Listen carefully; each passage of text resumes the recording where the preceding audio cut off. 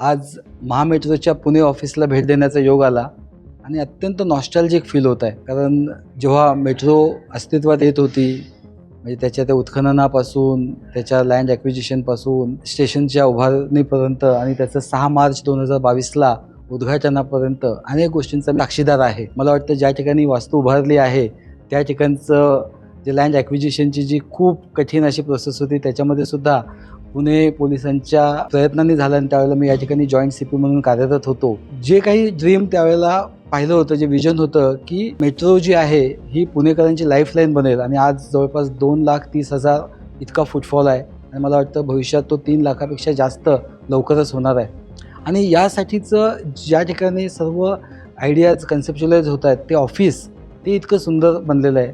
या ठिकाणचं जे control room, backup control room आहे, या ठिकाणचे जे CCTV मॉनिटरिंगची कंट्रोल रूम आहे आणि एकूणच हे इथलं लँडस्केपिंग आणि हा जो परिसर आहे हा अत्यंत आदर्शवत अशा ऑफिससारखा झालेला आहे.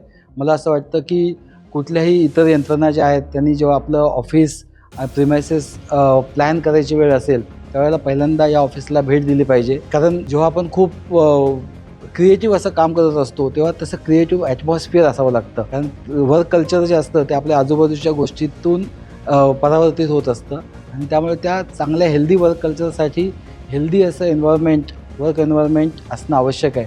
आणि इथे आल्यानंतर विशेषतः इथलं मॉडेल ते पाहताना ऊर असा अभिमानानं भरून आला.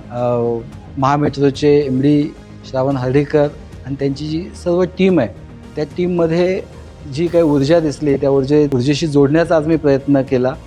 आणि मला असं वाटतं की आवर्जून शासनात येऊ इच्छिणारे जे तरुण वगैरे आहेत, तरुणी त्यांनीही आवर्जून या ठिकाणी भेट द्यावी की जेणेकरून त्यांना प्रशासनातल्या अनेक गोष्टी प्रशासनात येण्यापूर्वीच शिकायला मिळतील. मी पुन्हा एकदा पुणेकरांची लाईन झालेल्या बाकी नागपूर किंवा इतर शहरांमध्ये सुद्धा महामेट्रोचं काम आहे, पण मी पुण्याशी जोडला गेलेलो असल्याने मी पुण्याचा विशेष उल्लेख करतो की लाईफलाईन झालेल्या मेट्रोचं आणि या पूर्ण टीमचं मी मनापासून अभिनंदन करतो आणि सर्वांना शुभेच्छा देतो.